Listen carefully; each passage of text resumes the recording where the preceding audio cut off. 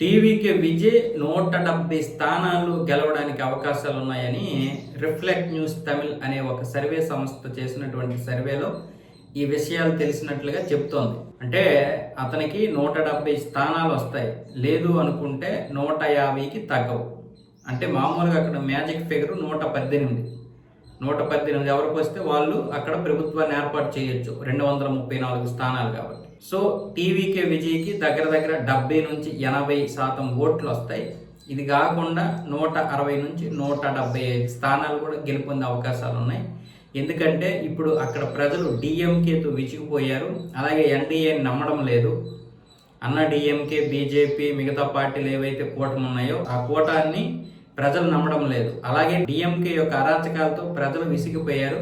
అందుకనే ఇప్పుడు విజయ్ని ఎన్నుకుంటున్నారు, విజయ్ని ప్రత్యామ్నాయంగా చూస్తున్నారు అన్న విధంగా కూడా ఈ యొక్క సర్వే చెబుతోంది. మిగతా కొన్ని సర్వేలు ఏమొచ్చేసి విజయ్కి ఓట్లు అయితే వస్తాయి కానీ ఒక 18 నుంచి 22% ఓట్లు వచ్చే అవకాశాలు అయితే ఉన్నాయి కానీ సీట్లు మాత్రం పెద్దగా రావు. వస్తే సింగిల్ డిజిట్కే పరిమితమైన ఆశ్చర్యపోనక్కర్లేదు. లేదనుకుంటే మహా అయితే డబల్ డిజిట్ అది కూడా మొదట్లోనే ఉంటాడు, 10 లేదా 12 స్థానాలు అన్న విధంగా చెప్తున్నాయి. మరి ఇది ఒకవేళ ఇప్పుడు టీవీకి ఇది ఒక పెద్ద బూస్ట్. మరి సొంతంగా డబ్బులు ఇచ్చి చేయించుకుందా, లేకపోతే వాళ్ళే చేసుకున్నారా, లేకపోతే నిజంగా ఎటువంటి ఇది లేకుండా పారదర్శకత్వంగానే ఈ యొక్క సంస్థ చేసిందా తెలియదు. కానీ మొత్తానికి ఇంత భారీగా రావడం అనేది అది ఒట్టి మాటలే. అంటే విజయ్కి ఒకవేళ ఓట్లు వస్తే రావచ్చు, కానీ మరీ ఇంత భారీగా వస్తాయి అనేది కూడా నమ్మలేము.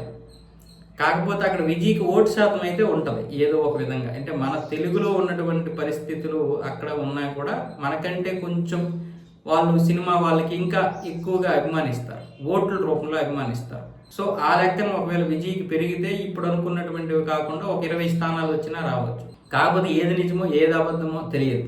అంటే అక్కడ ప్రజలు ఏ విధంగా ఓట్లు వేస్తారు, ఎవరి వైపు ఉన్నారన్న విషయం అయితే తేల్చుకోలేనటువంటి పరిస్థితే ఉంది. మరొక వైపు ఎన్డీఏ కూడా ఖచ్చితంగా ఇక్కడ గెలిచి తీరుతాం, ఎందుకంటే తన యొక్క విధానాలు తను చూపిస్తుంది. టీవీకి విజయ్ వల్లే ఓట్లు చీలే అవకాశాలు ఉంటాయని చెప్తున్నారు. కొంతమంది ఏమంటున్నారంటే ఇప్పుడు ఎలాగైనా సరే హిందూ ఓట్లు చీలిపోతాయి, కొన్ని విజయ్కి కొన్ని బీజేపీకి పడతాయి, అంటే అన్న డిఎంకేకి పడతాయి. అంటే ఇప్పుడు అన్న డిఎంకే దీంతో పోటీ చేస్తున్నారు కాబట్టి అంటే ఎన్డీఏకి పడతాయి. అది దానివల్ల హిందూత్వ ఓట్లు చీలిపోయే అవకాశాలు ఉంటాయి. ముఖ్యంగా అన్నామలైని బీజేపీ దూరం చేసుకోవడం వల్ల ఈ ఓట్ల చీలిక ఇంకెక్కువ ఉంటుందని కూడా అంటున్నారు. మరి ఏమో తెలియదు, ఏ విధంగా ఉంటుందో చెప్పలేం. కానీ తమిళనాడులోను, కేరళలోను, అస్సాంలోను, పశ్చిమ బెంగాల్లో బీజేపీ రావాలి. అస్సాంలో బీజేపీ వచ్చే అవకాశాలు కనిపిస్తున్నాయి. మరి కాకపోతే అక్కడ పరిస్థితి ఎలా ఉంటుంది అంటే 10 సంవత్సరాలు బీజేపీ ఉంది కాబట్టి వ్యతిరేకత ఉంది కొంచెం.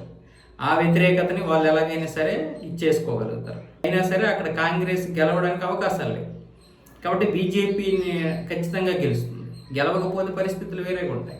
కానీ పశ్చిమ బెంగాల్ కూడా ఇప్పుడు బీజేపీ చేతిలోకి రావాలి. దేశంలో కనీసం 24 రాష్ట్రాలు బీజేపీలో ఉండాలి, అంటే పూర్తిగా బీజేపీతో ఉండాలి. అంటే ఇప్పుడు ఆంధ్రప్రదేశ్లో పొత్తులో ఉంది కదా, అలా కాకుండా పూర్తిగా బీజేపీ చేతిలో ఉండాలి రాష్ట్రాలన్నీ.